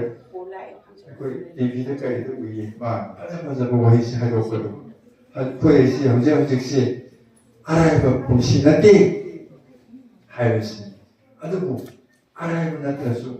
ꯁꯥꯍꯤꯇ꯭ꯌꯁꯦ ꯂꯣꯏꯅ ꯁꯤꯂꯣꯜꯂꯁꯤ ꯃꯁꯤ ꯊꯥꯗꯣꯛꯄꯗꯤ ꯌꯥꯗꯕ ꯉꯁꯥꯏ ꯑꯩꯈꯣꯏꯒꯤ ꯃꯔꯛꯇꯒꯤ ꯑꯃꯨꯛꯁꯨ ꯆꯤꯌꯥꯔꯃꯦꯟꯁꯨ ꯑꯣꯏꯕ ꯄ꯭ꯔꯁꯤꯗꯦꯟ ꯑꯣꯏꯕ ꯕꯥꯔ ꯑꯦꯁꯣꯁꯤꯌꯦꯁꯟꯒꯤ ꯅꯦꯁꯅꯦꯜ ꯑꯦꯋꯥꯔꯗꯤꯅꯤ ꯀꯅꯥꯒꯨꯝꯕꯒꯤ ꯍꯤꯡꯂꯤꯉꯩ ꯃꯇꯝꯗ ꯃꯥꯅ ꯀꯔꯤꯒꯨꯝꯕ ꯈꯔ ꯑꯦꯆꯤꯞꯃꯦꯟ ꯇꯧꯖꯕꯁꯤ ꯑꯩꯈꯣꯏ ꯃꯌꯥꯝ ꯀꯥꯎꯊꯣꯛꯄꯤꯔꯣꯏꯗꯕꯅꯤ ꯍꯥꯏꯗꯤ ꯑꯩꯈꯣꯏ ꯃꯌꯥꯝꯁꯤꯃꯛꯇ ꯅꯦꯁꯅꯦꯜ ꯑꯦꯋꯥꯔꯗꯤ ꯐꯪꯕꯗꯨ ꯑꯅꯤ ꯑꯃꯗꯤ ꯈꯪꯉꯦ ꯑꯍꯨꯝ ꯑꯃ ꯈꯪꯉꯦ ꯑꯗꯨ ꯃꯁꯤ ꯃꯁꯤꯡ ꯊꯤꯕ ꯌꯥꯕ ꯄꯣꯠꯅꯤ ꯑꯇꯥꯡꯕꯅꯦ ꯗꯦꯜꯂꯤ ꯇꯥꯅ ꯆꯠꯂꯒ ꯃꯅꯥ ꯂꯧꯔꯤꯕ ꯅꯦꯁꯅꯦꯜ ꯑꯦꯋꯥꯔꯗ ꯍꯥꯏꯗꯤ ꯃꯈꯣꯏꯅ ꯇꯧꯖꯔꯤꯕ ꯊꯕꯛꯁꯤꯡꯗꯣ ꯑꯗꯨꯗ ꯁꯤꯟꯁꯔ ꯑꯣꯏꯅ ꯄꯨꯛꯆꯦꯜ ꯁꯦꯡꯅ ꯃꯌꯥꯝꯒꯤꯗꯃꯛꯇ ꯍꯣꯠꯅꯖꯩ ꯍꯥꯏꯕꯗꯣ ꯃꯗꯨꯗꯒꯤꯅꯤ ꯈꯪꯕꯤꯗꯅ ꯅꯦꯁꯅꯦꯜ ꯑꯦꯋꯥꯔꯗ ꯄꯤꯕꯤꯔꯛꯏꯕꯗꯨ ꯌꯥꯝ ꯊꯥꯒꯠꯆꯔꯤ ꯌꯥꯝꯅ ꯁꯥꯡꯅ ꯉꯥꯡꯕ ꯃꯇꯝ ꯑꯣꯏꯗꯦ ꯑꯩꯈꯣই ꯃꯌꯥꯝ ꯁꯩꯗꯤꯟꯅꯕꯁꯤꯗ ꯊꯋꯥꯏ ꯌꯥꯎꯅ ꯁꯩꯗꯤꯟꯅꯕꯁꯤꯗ ꯕꯣꯔ ꯐꯪꯕ ꯑꯣꯏꯁꯅꯨ ꯍꯥꯏꯕ ꯋꯥꯍꯩꯁꯤ ꯍꯥꯏꯗꯣꯛꯆꯒꯦ ꯍꯥꯏꯅꯤꯡꯕꯗꯤ ꯃꯌꯥꯝ ꯂꯩ ꯍꯥꯏꯕꯗꯨꯁꯨ ꯃꯅꯤꯄꯨꯔꯒꯤ 32ꯅꯤ ꯁꯨꯕ ꯃꯄꯣꯛ ꯀꯨꯝꯑꯣꯟ ꯄꯥꯂꯟ ꯊꯧꯔꯝ ꯑꯁꯤꯒꯤ ꯁꯩꯗꯤꯟꯅꯕꯒꯤ ꯇꯥꯟꯖꯥ ꯑꯗꯨ ꯌꯧꯔꯛꯂꯦ ꯌꯥꯆꯪꯂꯛꯄꯁꯤꯗ ꯃꯩꯉꯥꯜꯒꯨꯝ ꯊꯥꯡꯃꯩꯒꯤ ꯊꯥꯎ ꯀꯪꯁꯤꯜꯂꯛꯂꯕ ꯍꯜꯂꯝꯗꯥꯏ ꯌꯧꯁꯤꯜꯂꯛꯄꯗ ꯊꯋꯥꯏꯁꯤꯅ ꯃꯍꯟꯐꯝꯗ ꯇꯧꯅꯤꯡꯂꯛꯏ ꯀꯩꯒꯨꯝꯕ ꯈꯔꯗꯤ ꯄꯨꯛꯅꯤꯡꯁꯤꯅ ꯂꯩꯍꯧꯅꯕ ꯈꯣꯡꯐꯝ ꯃꯆꯦꯠ ꯑꯃꯇꯪ ꯉꯥꯟꯗꯨꯅ ꯈꯖꯤꯛꯇꯪ ꯑꯃꯝꯕ ꯆꯟꯗꯂꯣꯟ ꯑꯃꯝꯕꯒꯤ ꯆꯟꯗꯂꯣꯟ ꯍꯧꯈ꯭ꯔꯦ ꯁꯥꯡꯂꯕ ꯄꯨꯟꯁꯤ ꯈꯣꯡꯆꯠ ꯃꯥꯡꯂꯤ ꯇꯧꯍꯧꯗꯅ ꯀꯩꯁꯨ ꯂꯥꯟꯊꯦꯡꯅꯔꯤꯉꯩ ꯆꯈꯥꯎꯁꯤꯒꯤ ꯎꯇꯣꯡ ꯑꯣꯏꯅ ꯃꯅꯤꯡ ꯃꯃꯥꯡ ꯃꯦꯟꯗꯕ ꯁꯛꯇꯝ ꯂꯥꯡꯅ ꯂꯨꯗ ꯆꯪꯕ ꯂꯦꯟꯍꯣꯛꯈꯤ ꯃꯍꯤ ꯃꯌꯥꯏ ꯆꯝꯂꯕ ꯄꯨꯟꯁꯤ ꯃꯔꯦꯜ ꯑꯃꯗ ꯇꯧꯊꯈꯤꯕ ꯇꯝꯐꯥ ꯌꯥꯏꯑꯣꯏꯕꯁꯤꯡ ꯑꯉꯟꯕꯗꯒꯤ ꯈꯨꯜꯍꯧꯗꯦ ꯆꯣꯠꯅꯤꯡꯗꯕꯅ ꯐꯤꯖꯤ ꯐꯤꯅꯥ ꯈꯔꯗ ꯌꯥꯆꯪꯂꯛꯄꯁꯤꯗ ꯅꯨꯃꯤꯠꯀꯤ ꯃꯉꯥꯜ ꯁꯥꯡꯈ꯭ꯔꯕ ꯉꯥꯏꯔꯤ ꯄꯥꯝꯂꯛꯇꯨꯅ ꯆꯤꯊ ꯅꯥꯟꯊꯧꯕ ꯑꯃꯇꯪ ꯐꯝꯗꯨꯅ ꯅꯤꯡꯈꯥꯏꯔꯕ ꯇꯣꯔꯕꯥꯟ ꯃꯊꯛꯁꯤꯗ ꯉꯝꯂꯔꯣꯏ ꯍꯧꯖꯤꯛꯇꯤ ꯃꯤꯌꯥꯝꯒꯤ ꯄꯦꯟꯅꯕ ꯇꯧꯕꯁꯨ ꯌꯥꯎꯁꯟꯗꯨꯅ ꯀꯨꯔꯨꯈꯦꯇ꯭ꯔꯒꯤ ꯂꯥꯟꯐꯝ ꯑꯁꯤꯗ ꯑꯣꯏꯒꯦ ꯈꯜꯂꯨꯕꯁꯨ ꯂꯨꯆꯤꯡ ꯄꯣꯌꯦꯟ ꯄꯨꯛꯅꯤꯡꯁꯤꯅ ꯂꯩꯕꯥꯛꯀꯤ ꯑꯋꯥꯕꯗꯨ ꯀꯣꯛꯊꯛꯇ ꯊꯣꯡꯂꯛꯇꯨꯅ ꯃꯥꯡꯈ꯭ꯔꯦ ꯄꯥꯡꯒꯜ ꯊꯧꯅꯥꯗꯤ ꯇꯧꯕ ꯉꯝꯒꯅꯤ ꯑꯣꯏꯗꯨꯅ ꯃꯤꯊꯣꯏ ꯃꯤꯍꯦꯟꯕ ꯂꯧꯁꯤꯡ ꯊꯧꯅꯥꯗ ꯉꯝꯂꯨꯗꯦ ꯐꯪꯕ ꯊꯥꯒꯠ ꯋꯥꯍꯩ ꯑꯃꯇ ꯃꯨꯅꯥꯏꯗꯕ ꯈꯨꯔꯥꯃ ꯇꯥꯖ ꯃꯍꯜꯒꯨꯝ ꯃꯉꯥꯜ ꯂꯩꯕ ꯁꯥꯔꯝꯒꯦ ꯈꯜꯂꯨꯕꯁꯨ ꯑꯣꯏꯔꯝꯃꯤ ꯆꯨꯗꯠꯅꯕ ꯃꯀꯣꯛ ꯆꯤꯡꯖꯥꯎꯒꯨꯝ ꯄꯥꯏꯔꯝꯂꯕ ꯁꯍꯥꯖꯥꯟꯒꯨꯝꯅ ꯏꯔꯟꯗ ꯇꯥꯔ ꯈꯪꯂꯨꯕꯗ ꯃꯍꯥꯛꯇꯒꯤ ꯁꯤꯡꯒꯤ ꯄꯨꯟꯁꯤ ꯋꯥꯔꯤ ꯐꯪꯅꯤꯡꯂꯣꯏ ꯃꯈꯣꯏꯒꯤ ꯐꯤꯔꯥꯗꯨ ꯋꯥꯡꯂꯕ ꯃꯪꯂꯣꯏ ꯃꯪꯂꯥꯟ ꯄꯥꯝꯂꯤꯛꯀꯤ ꯀꯥꯂꯤꯗꯥꯁ ꯁꯦꯛꯁꯄꯤꯌꯥꯔꯒꯤ ꯍꯋꯥꯡꯒꯤ ꯃꯀꯣꯛꯁꯤꯅ ꯃꯔꯨ ꯆꯪꯗ꯭ꯔꯕ ꯏꯁꯥꯗ ꯃꯁꯦꯛ ꯃꯉꯥꯜ ꯃꯁꯦꯛ ꯑꯃꯠꯇꯁꯨ ꯍꯥꯞꯆꯗ꯭ꯔꯕ ꯂꯣꯏꯁꯤꯟꯖꯔꯤ ꯑꯩꯒꯤ ꯁꯩꯔꯦꯡꯒꯤ ꯃꯃꯤꯡ ꯆꯤꯡꯅꯕ ꯑꯇꯤꯌꯥꯁꯤꯒꯤ ꯉꯝꯈꯩ ꯂꯩ ꯍꯥꯏꯕ ꯊꯥꯖꯁꯤꯔꯥ ꯑꯩꯕꯨ ꯊꯥꯖꯔꯨꯁꯤꯔꯥ ꯑꯩꯗꯤ ꯑꯁꯨꯛ ꯆꯤꯡꯅꯔꯛꯂꯦ ꯈꯣꯡꯆꯠꯁꯤꯁꯨ ꯑꯁꯨꯛ ꯇꯝꯊꯔꯛꯂꯦ ꯆꯍꯤ ꯆꯨꯞ ꯀꯌꯥ ꯄꯣꯊꯥꯕ ꯂꯩꯇꯅ ꯑꯩꯅ ꯆꯦꯜꯂꯛꯂꯤ ꯄꯟꯊꯨꯡꯗꯨ ꯌꯧꯅꯕ ꯆꯨꯝꯊꯥꯡꯒꯤ ꯃꯈꯣꯡ ꯊꯤꯕꯒꯨꯝꯅ ꯆꯦꯟꯕ ꯃꯈꯩ ꯆꯦꯜꯂꯨꯔꯒ ꯁꯗꯧ ꯊꯣꯡꯅ ꯃꯐꯝ ꯂꯦꯡꯂꯕ ꯈꯣꯡꯎꯞꯒꯨꯝꯅꯤ ꯑꯣꯂꯣꯊꯨꯡ ꯑꯣꯏꯔꯤꯕ ꯂꯦꯡꯂꯕ ꯕꯤꯟꯗꯨꯗ ꯑꯣꯂꯣꯊꯨꯡ ꯑꯣꯏꯔꯤꯕ ꯂꯦꯡꯂꯕ ꯕꯤꯟꯗꯨꯗ ꯃꯈꯜ ꯃꯊꯦꯜꯒꯤ ꯕꯤꯒ꯭ꯌꯥꯟꯒꯤ ꯈꯨꯗꯣꯞ ꯑꯅꯧ ꯑꯅꯧꯕ politics theory League of Nations UNO ꯁꯥꯔ ꯅꯥꯇꯣ ꯌꯨꯅꯦꯁꯀꯣ ꯃꯈꯜ ꯃꯈꯥꯒꯤ ꯆꯥꯡꯌꯦꯡꯁꯤꯡ ꯁꯥꯟꯇꯤ ꯔꯛꯁꯥꯒꯤ ꯙꯔꯃ ꯅꯤꯇꯤꯒꯤ ꯔꯥꯖꯅꯤꯇꯤꯒꯤ ꯑꯥꯔꯊꯤꯛ ꯅꯤꯇꯤꯒꯤ ꯄꯨꯡ ꯃꯈꯩ ꯄꯨꯡꯂꯨꯔꯒ ꯄ꯭ꯔꯤꯊꯤꯕꯤꯅ ꯑꯗꯨꯃꯛ ꯂꯩꯔꯝꯕ ꯃꯁꯥꯒꯤ ꯋꯥꯈꯜꯗ ꯑꯗꯨꯃꯛ ꯂꯩꯔꯝꯕ ꯃꯁꯥꯒꯤ ꯋꯥꯈꯜꯗ ꯏꯐꯨꯠ ꯀꯨꯝꯊꯣꯔꯛꯂꯤꯕ ꯀꯪꯕ ꯅꯥꯏꯗꯅ ꯑꯅꯧ ꯑꯅꯧꯕ ꯑꯥꯏꯟꯒꯤ ꯄꯔꯦꯡ ꯃꯅꯤꯡ ꯍꯣꯕ ꯎꯇꯣꯗꯨꯗ ꯍꯩꯖꯤꯜꯂꯤ ꯃꯈꯩ ꯊꯟꯕꯗꯤ ꯅꯥꯏꯗꯕ ꯑꯩꯗꯤ ꯑꯁꯨꯝ ꯅꯣꯛꯅꯤꯡꯂꯛꯂꯤ ꯑꯔꯤꯕꯩꯕꯨꯅ ꯑꯅꯧꯕ ꯂꯤꯛꯂꯤꯗ ꯑꯅꯧꯕ ꯐꯤꯖꯣꯜꯅ ꯑꯃꯟꯕ ꯅꯣꯇꯤꯗ ꯄꯥꯎꯈꯣꯡ ꯐꯣꯡꯂꯤꯕ ꯍꯟꯖꯤꯟ ꯍꯟꯖꯤꯟ ꯑꯣꯏꯔꯦ ꯄꯨꯟꯁꯤꯁꯦ ꯄꯥꯎꯈꯣꯡ ꯉꯥꯛꯇ ꯄꯥꯎꯈꯨꯝꯗꯤ ꯐꯪꯗꯕ ꯖꯨꯛ ꯆꯥꯕ ꯐꯥꯎ ꯄꯥꯎꯈꯨꯝꯗꯤ ꯐꯪꯗꯕ ꯖꯨꯛ ꯆꯥꯕ ꯐꯥꯎ ꯑꯩꯒꯤ ꯈꯣꯡꯆꯠ ꯁꯚ꯭ꯌꯇꯥꯒꯤ ꯈꯣꯡꯆꯠꯁꯤꯒꯤ ꯄꯟꯊꯨꯡꯗꯨꯒꯤ ꯁꯛꯇꯝ ꯈꯣꯏꯗꯥꯖꯕ ꯁꯔꯒꯒꯤ ꯅꯟꯗꯟꯀꯟ ꯑꯩꯗꯤ ꯑꯁꯨꯝ ꯅꯣꯛꯅꯤꯡꯕ ꯆꯤꯡꯅꯔꯛꯂꯤ ꯑꯇꯤꯌꯥꯁꯤꯒꯤ ꯄꯟꯊꯨꯡ ꯂꯩ ꯍꯥꯏꯕ ꯑꯩꯗꯤ ꯑꯁꯨꯝ ꯆꯤꯡꯅꯔꯛꯂꯤ ꯑꯁꯨꯝ ꯆꯤꯡꯅꯔꯛꯂꯤ ꯍꯦ ꯄ꯭ꯔꯤꯊꯤꯕꯤ ꯑꯃꯨꯛꯇꯗꯤ ꯑꯑꯣꯟꯕ ꯈꯣꯡꯆꯠꯇ ꯆꯣꯡꯊꯣꯛꯇꯨꯅ ꯑꯃꯟꯕ ꯑꯣꯔꯕꯤꯠꯇꯒꯤ ꯆꯤꯡꯈꯩ ꯂꯥꯜꯂꯤ ꯏꯈꯧ ꯂꯥꯜꯂꯤ ꯆꯤꯡꯈꯩꯒꯤ ꯃꯉꯥꯜ ꯄꯟꯊꯨꯡ ꯎꯕ ꯑꯅꯧꯕ ꯃꯉꯥꯜ ꯄꯟꯊꯨꯡ ꯎꯕ ꯑꯅꯧꯕ ꯃꯉꯥꯜ ꯂꯣꯏꯖꯔꯤ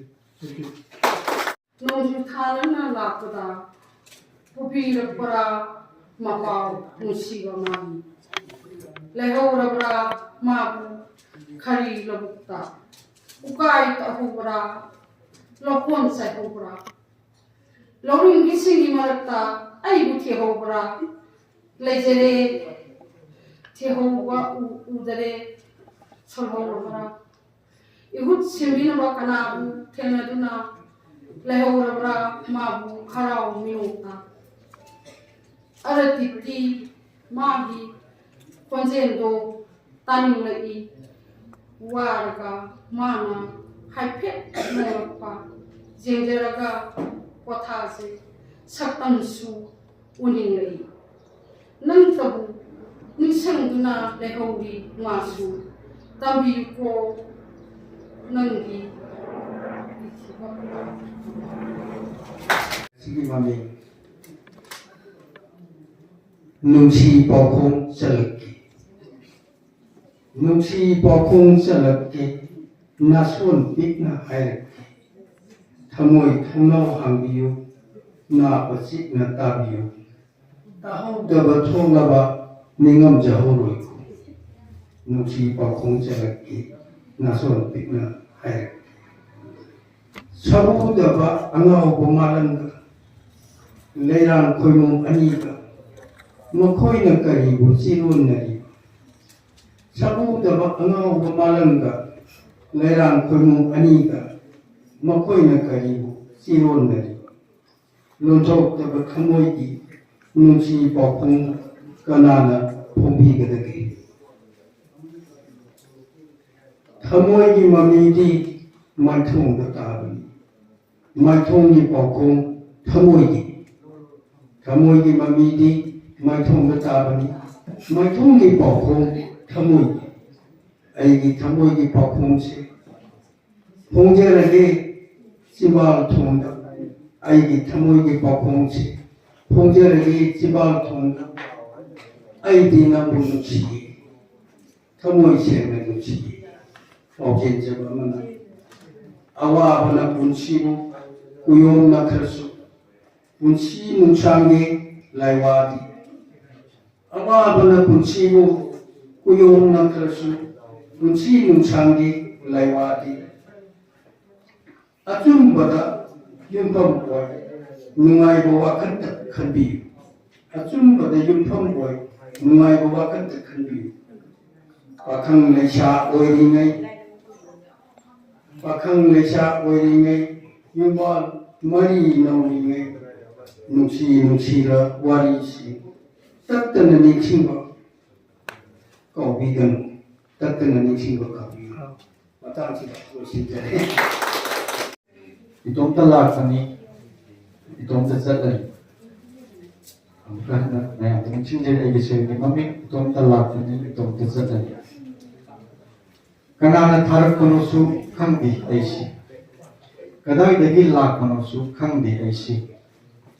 Kari maram bidamat lak konosu khangdi Kari suluhi nerte Kari supurakte Itong tani lak diba papansida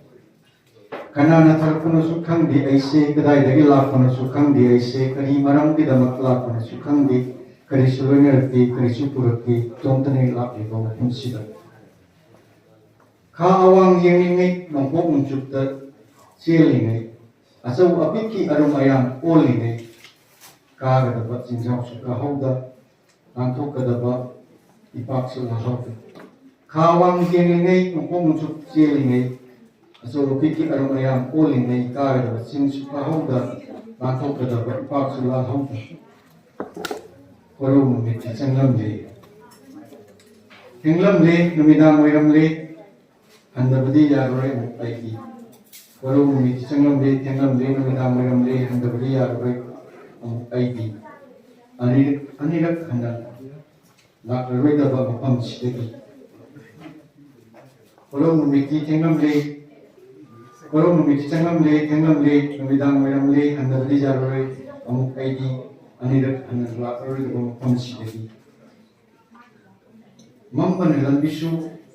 Usabang amjada Lantung bang nakadayda Tungluganisu hangjada Mampan lambisu usabang amjada Lantung bang nakadayda Tungluganisu hangjada Kirishu udana Kana suhuinadana Hanbatare amuk aina Lak amuk pamdita Hanbatare amuk aina Lak amuk pamdita 이동다 라크니 이동다 자고니 이동다 라크니 이동다 너무 고맙습니다. Sering kami Bakang Pagalay MLA. Bakang Pagalay MLA kalapa matam ni angang nawa oi ngai laikai sewa sel ngai ngau bala ko phanglatte biar matam ni Bakang Pagalay MLA. CM oi ba sanadre laima masing wali do jagoi phani heite do tumba yade MLA ko sali phamangda natte khali ai ira laibak miyam gi khanbani oide yade mantri ko aigi kendra ki kallaga imung manung sausanu aigi miyam gini miyam se aigi ni haina hui Facebook ta mi lam gi MLA film kundi logati mi kendra di ya gi advertise sengkok singjin auto onsin haina sili silangba laiba kai balai imung kai do MLA dedi satti mayung palu ya darba ai kaman ki manaka radio tarami lotok tabado ngopong ma illaga makoi maran som masam mana papa कोई रुकिनी है अरापदा लापना या लापना साहेब सिंह की लेफमदा साहेब सिंह की लेफमदा ऐसी से एंगुई है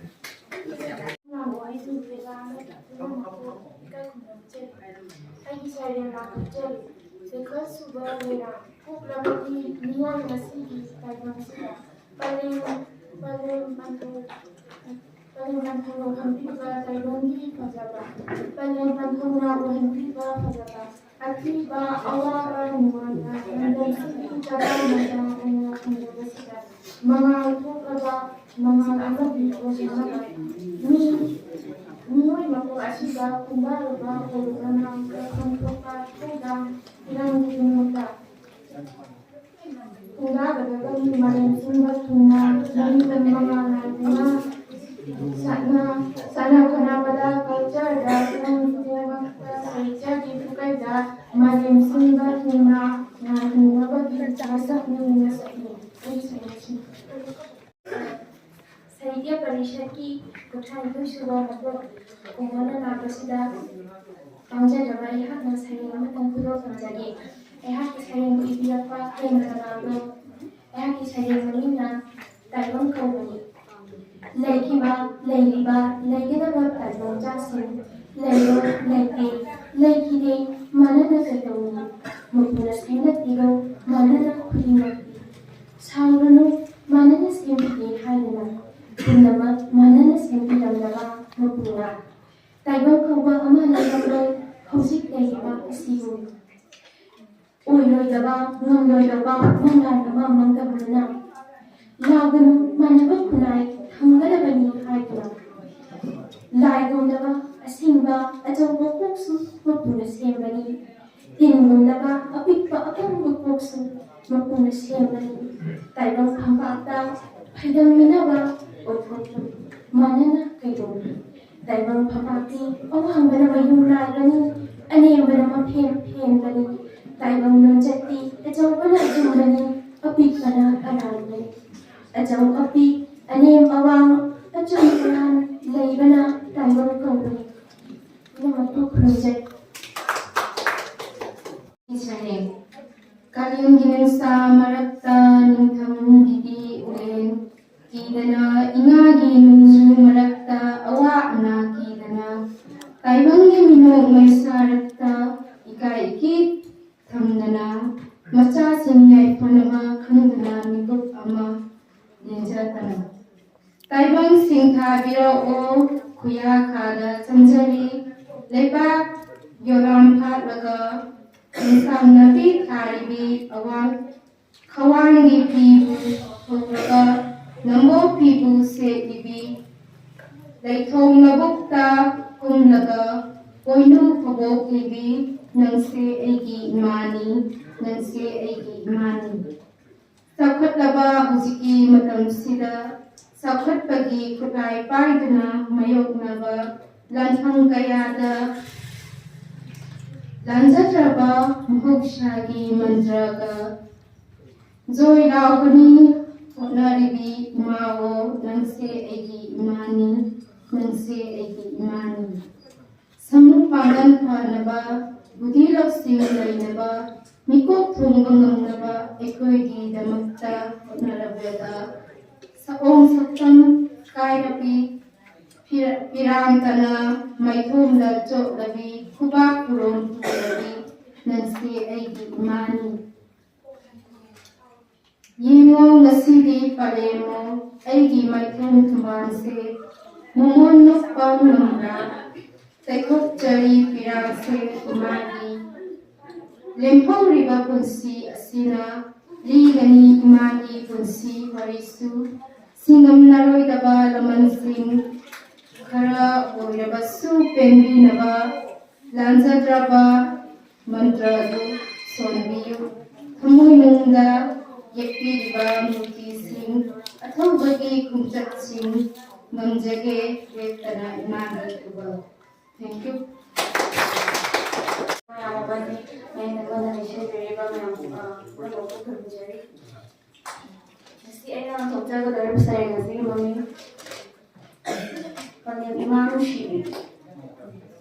Imago Mushibi, Nataki, Hawaii or Bibi, they Nangi Mushibi Malinda, Sony Nangi Mulinda, Muliana, Sapne Imani Mulen, Satadona Sekera. Kaliko Imana Ginagun, Karijin, the Sukushibano, Imana Kanse, Tokjeliko Mushina, Imana Ventana, Mane Imanu Shibi, Mane Imanu Shibi. Thank you. yamna thagatsari mathangda el ireng anba meke wasika kosunde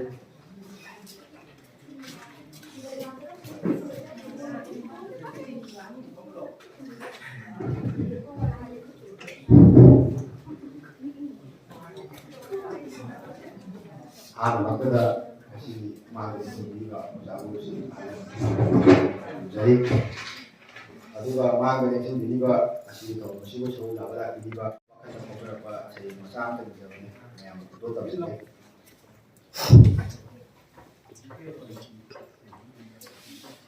masih di Malaysia masih ada mereka butuhkan ini program ini mau dan siapa masalah berkaitan awana tuh bisa kena nanti aku juga kaliwat ini magi kaliwat ini magi handal itu nasa kau itu mana di dalam ini sini dia tu kau nanti kita usul dia orang di mana awana kau tahu ya kalau tahu lah si jen nama siapa mana tuh yang ada nasa ni bisa ada kena nanti atau Udara dan apa buta ada bagi apa iman tetap bersibu. Wagan iman sibi singkini nasa awal iman mata saya.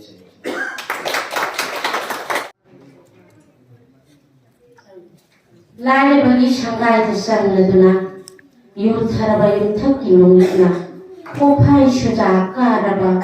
hadi para merekta hijari aina terjumpa. Inakun bagi yumthon da karaduna arang arak kayana mai mi thaklaba sana lupa marakta thijabi ina asumba laining halgi thamoy na yawruduna taplaba ing laba kukingna kalak ni hawalay traba thawjalgi ilik marakta thijabi ina asumba Launi sini sinthalakta, launi sini sinthalakta, sara taliba thawgaina, nongmagi masil oiraba, humang ilik marakta, thijari aina asumba.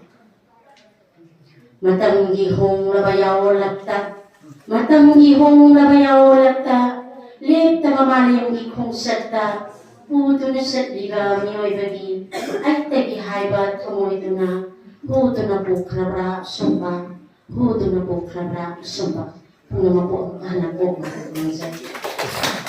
Lan pam de nama ini jinglai baki jinglai sasi. Lan pam de nama ini jinglai baki jinglai sasi. Ngai ko lepo, pana ko asawa. Thado ko nakutta pai batang sanju. Hanjin na ko tendonga. Liri janariba tenjai singro. Nangna na chanu sibahu, nangna apopi namanu sibahu. Angangda nakthungang nusibabu manana nusibani mahaksu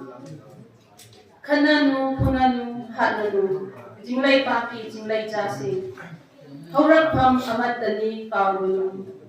ima amattagi machani nising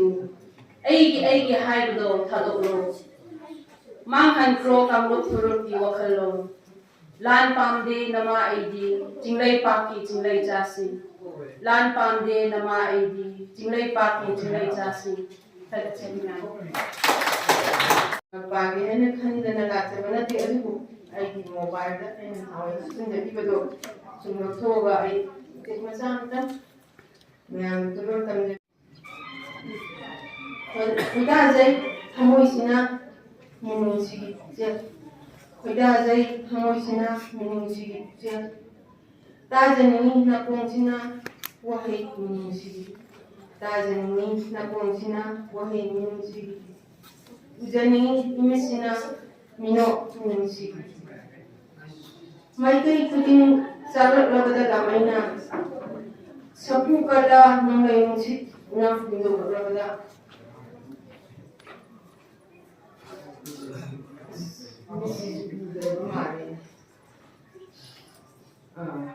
Yau labada lajen mugi ing labada lajen mugi thakna luk labada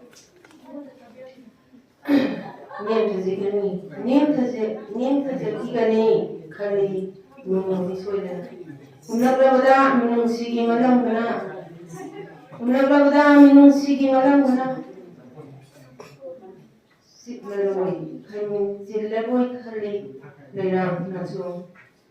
Silaboi khali lerang nasong napada birang na thamalaba mit asina Senthara kiba pirang singdo karigumba hiningsina tharaba sangsaraba tinglaba matamda yang lagi na pana kawini ibirapana yan malamang kung inalita kaya ay dizarage mga ay di sering kalita iba hisadri Ima karino na kutubo ngay hakta lingda na tambiyo pida pangkung na punjali karita we haibano apa mana tata takpiyo kotha bayabra yungbiyo iba ningon chithada kuyalo kunda pandido na suna bo kangtuan masida lepido haibiro imagi animba kana suwatra imungi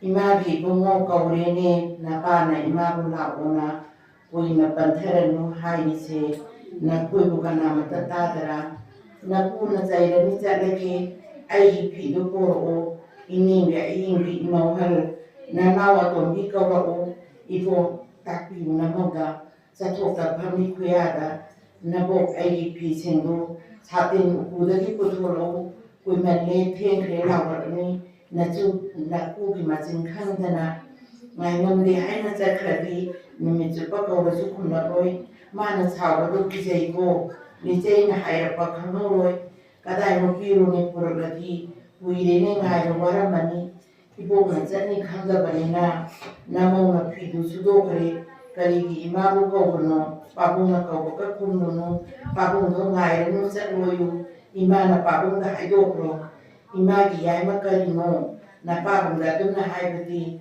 na pui na taibon pau na thau singha pangjabagi na pabuni thaujana phangjabani na pagi ini na puise na mana lesa pharakan palim panthau se na ki samban khadre inkhonbi na tum chatbi leirani ni daba kana ni minki leirani lenam khat na minna ning thira bana so chimdana na padachina ni khandana na pana jindaw leptina na mai ma piki ai lagi pidulok saruro kamlamlami na pabu minabi yadi o mana puting kamnya kuigi mo tare la thuro lagi piga puda susah lagi o na piru uga nada noma khong che thang bangamdri ni imo yai no du ubira kata da mu sathokre ma bu che pon da gi halatri bro kari hai ima lebi na la kalingdana ไล่มีนะน้ำลงทาโดลำจัดที่หน่วยมากไปกระสู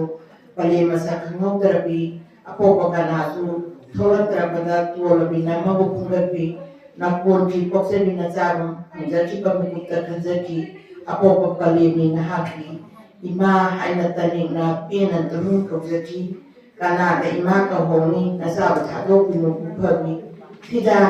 อังเอาวิสิติกับบินเสปีตุปาบุยกับปนุนั่นที่ขันบดีคงเซยิงจริงมันจริงทางนั้นเลยอิมาวิกฤตวัดกันอิมาหนวัดจะทำลีนะอิสาอิมาวิสุสานาปาดิสักรมาเลอุดีนี่ชาวบ้านมุตัวบลอยนี่อังนงขังคิดเลยนะคุยเซอิมานาซาลังเองนี่การทุบอยู่สิ่งอิเลเกตตัดในวันสิ่งบุคคลนี่กูนึกที่นามุตะปทาสีให้ยุนสีดาบให้ยุนไอ้บุมังมังมุระบราอิสาอิโมวิสุสาไอ้ดีว่าคาร์มาตาวเลยคุณเมมังงามดลักมีไอ้บุษสีฮาวมีกะลีกับปิโนอิมาสวนทบตาวกันนูอิมากะลีซาซิเก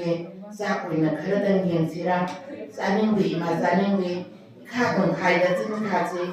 มาดีบังว่าเจ้าบ้าอิมาว่ามาไฮเกเน่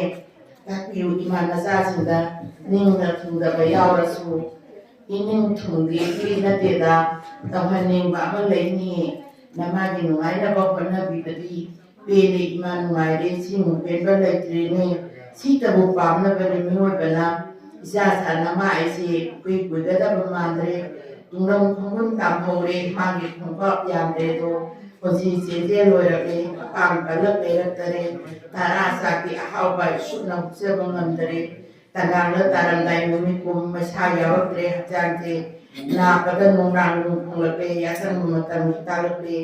ทำบาปก็ไม่ยังนึงว่ามาเสียมาบางละเบียอุ้งลำดับถวายมังหาเสมาตามมนุษย์ปูกรณีถวายมานะสักแค่ประดามาลักจ้างมาไกลดาวนี้ถวายกับจ้างกับใครนาดีนี้อิมาสิมาดีให้เด็กโกนามาบิคุณบีโกลานะท่านนึงเดถวายบุพเพนี้ถ้าผมมาไม่ได้นาวาบุว่าขึ้นมาบุพเพกันโชว์ลูให้มาบุปผามเจตมินบีมินงดีลายสิสังสิบิลกันนุโคราณก็กันนุขังกันจุลินข้านาทุกงามดนะถวายในสายจันทร์เลยนี้พี่หันพี่ข้าเชปีนูเสียดีแบบพันธุ์สิของพี่นูไม่ไหวหันกันนูอิมากิพี่วันสิงบางหันพี่กันนูอากปนิลัตตันจูบางหันพี่นูมาพบมีลัตตันจูทนพี่นูอินุจูสีระเขาพิวไตปนตะกรงนับลาเกลาตัวนั้นทิพตุนะสมัยขังเงียบปนตะปทารินีอิบุโมเจ้าบ้านมังดัชละกาอิมาดิลังบุเลยบุโกตะเรกิเสดาปีตุนะมังพมไลบุครมเจ้าช่วยทางน้ำจะมีเจรุนามาเก็บจ้างกัจเจรุคำบีไม่นวายถึงไงสัญชาตะเรนล้วนถึงไงเอาไว้บัดทองนี้ปังทุกเจ้าแยกเป็นอะไรมีเจ้าหักจ้างขายแต่ตุ่มนาบาไม่จากสิ่งใดดีกว่าทั้งจันนุซึ่งลบมาซาปุ่นนะท่านในอยู่ในเตาวิโนล่ามาทรมลุยดินาจะเองเห็นเตาบนุมังงานอยู่ไหลหุ่นตามประสูตาราวโดยให้ร่างกับประสูซึ่งลบมาซาสะลุมังมุมานิยาวที่ประสิง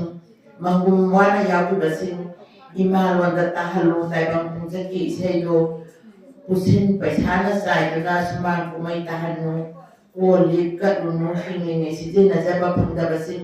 ทำมงกับทนยาวให้กันนุโนมาตัดตุ้มบัพพันกิตาบดงไอ้บุกเอารักกับลักกันนุนับไปบนนุสีนับบันนี้ขันกินีเสียโดนนั้นนับตากันนี่นับเป็นการนับกัดดี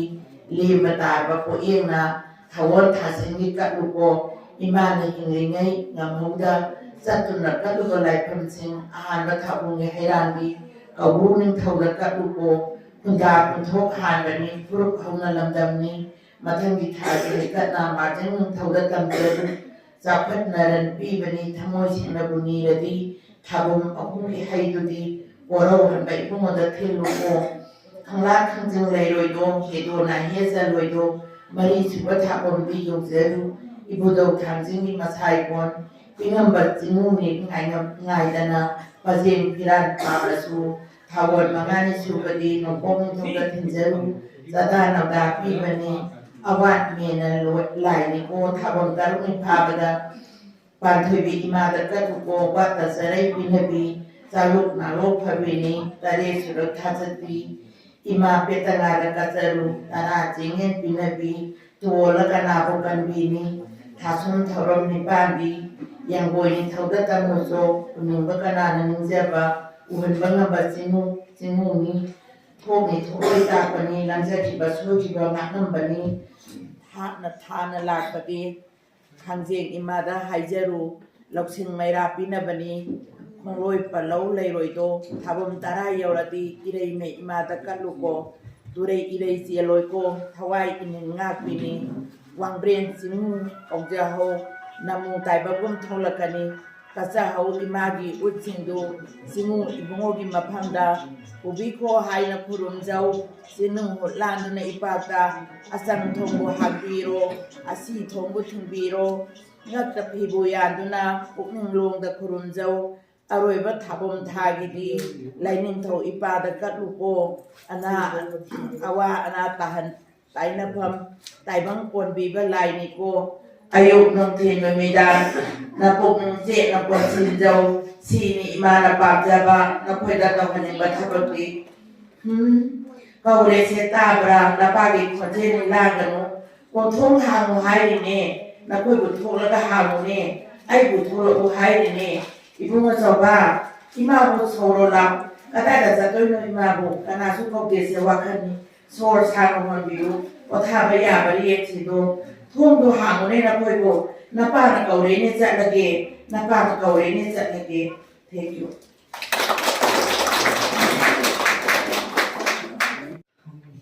Saya domin kongja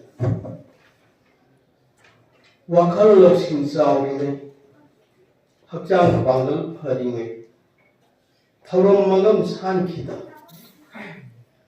maruk mapisa kaya di wangang itim panglime ngamge nakat thokida puning lamjel yanglime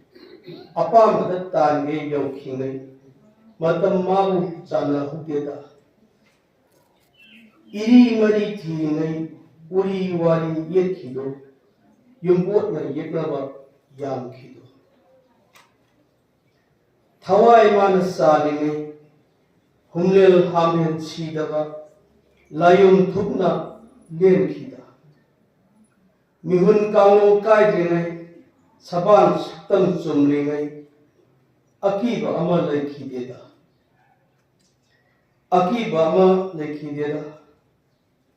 Nganging tawing sakmin Ipan tangga ho itaw ni ining ni kana lien kido malem ni koi pung khongsa ai gi ngakani khando nei pangtho ke tho pangtho ho geda sanau naha nungsi khoi ungning li sang tha phroi thammoi setna thagon sida thawai apam Yethok Padeda Aigi Naksu Kanparoi Taibung Tawai Kak Padeda Tawjal Kubi Biklamdo Laina Leyi Lethok Pade Lilu Tatanaba Gengsin Sida Mutpa Naini Kauthoklu Kang U Ta Hokida O Pamida Unsi Tawai 못하지. 양로 탕글살이 이만하고 살 깡통 파바 nasa sauke napai namo kaya awa kuyong lang ho why kogoda haina namde kogoda shondana yoroti imawa namde kogoda shondari imawa kaidi piramo shindariba no pa kansa imana kaidi piramo shindariba no pa kansa imana samu pangan sawedo lanteng sungoi paina Nasana yeknaba lathena jage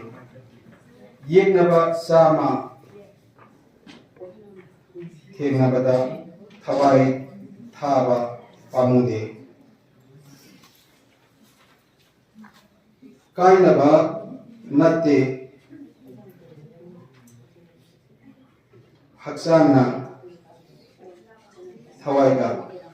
ima nangi natambakta yata sabani ima nangi natambakta yata sabani palen potha jage natambakta mikap thoktana yata jage palen potha jage natambakta mikap thoktana yata jage numit thagi khomjakna khomlen mikap kaidana ba ima nangi nathanungda potha jage manipur kobi imau manipur kobi imau district asida leiba mioising asi naraiba amta nate akogi sayeng thiriba kabisingi marakta hayengsi program lei haraga hakka ahingduda ama iraga ta thibado madu yam thangsari aiba mayam na pamung wamba punati hai music dana ngamda thamne aisu haitare aisu asi aitu ijaraga tijaba ajaba khasdab lente asi akogi district asida leiba mioi kuding mase matik sama kabi hakane raitare hakane asi akoi mayam pung thawat minasi aina yamna thagat jagadaba ama lei koi sira kanda lei pakat katpa lei sukatpa kap sukatpa somela patok to se sigi mokta di hingenge matamda mana to jeri ka thabak to khanan thagatpa se hai basi maru oi hai basi prithvi ge aphoba music hai adu nai ne sum pata asida yamna thagat saling budai koi secretary hem chandra hema labang dong hai magi pnem se asi mi si koi tin na parta ni tok kodra khan bado koi padana tin basi ubada yam thagat sari ma si yam na katek si yam na tok jaba mioi ni ma bum si khare yam le ke koi parisat si yam na mangale ba yen na mangale ko wega da bane ai na hajari se kini ngai da khandang thagat boy budo i badung injaraga thagat sabane adu ke matakta koi migi mapanom dadi sayeng thibasi wa laudna ta mayam si tawe koi tu mir lei ai koi ni hena uning chang na tai kai noi si wakhal khal baham ma da kuba ko da buba di ta so hena bi ne ba mo gi do ai koi sin hena phadana tai phadabasu sayeng ha da yak phadaba tha wang lei ai koi magazine sing cha bi si phom ta di habje koi mayam TV theba sayeng ado ꯑꯩꯈꯣꯏꯅ collection ꯇꯧꯔꯛꯄ ꯃꯇꯝꯗ ꯃꯗꯨ ꯅꯤꯡꯊꯤꯖꯅ ꯊꯝꯕꯤꯔꯣ ꯑꯩꯈꯣꯏ ꯂꯥꯏꯔꯤꯛ ꯐꯣꯡꯕꯗ ꯍꯣꯠꯅꯁꯤ ꯑꯗꯨꯒꯤꯁꯨ ꯃꯊꯛꯇ ꯑꯩꯅ ꯑꯃꯇꯪ ꯍꯥꯏꯖꯅꯤꯡꯕꯗꯣ ꯂꯥꯏꯔꯤꯛ ꯏꯕꯁꯤ ꯈꯔ ꯏꯅꯅꯕ ꯍꯣꯠꯅꯃꯤꯟꯅꯔꯁꯦ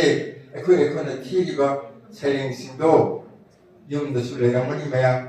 ꯃꯗꯨ ꯈꯣꯝꯖꯤꯜꯂꯒ ꯂꯥꯏꯔꯤꯛ ꯑꯃꯃꯝꯒ ꯐꯣꯡꯅꯅꯕ ꯍꯣꯠꯅꯔꯗꯤ ꯑꯩꯈꯣꯏ ꯆꯥꯎꯈꯠꯄ ꯑꯁꯤ ꯑꯇꯩ ꯑꯣꯏꯔꯝꯗꯦ ꯂꯥꯏꯔꯤꯛ ꯃꯁꯤꯡ ꯀꯌꯥ ꯐꯣꯡꯕꯒꯦ ꯄ꯭ꯔꯤꯊꯤꯕꯤꯗ ꯑꯣꯏꯔꯝꯃꯦ ꯆꯥꯎꯈꯠꯄ ꯍꯥꯏꯁꯦ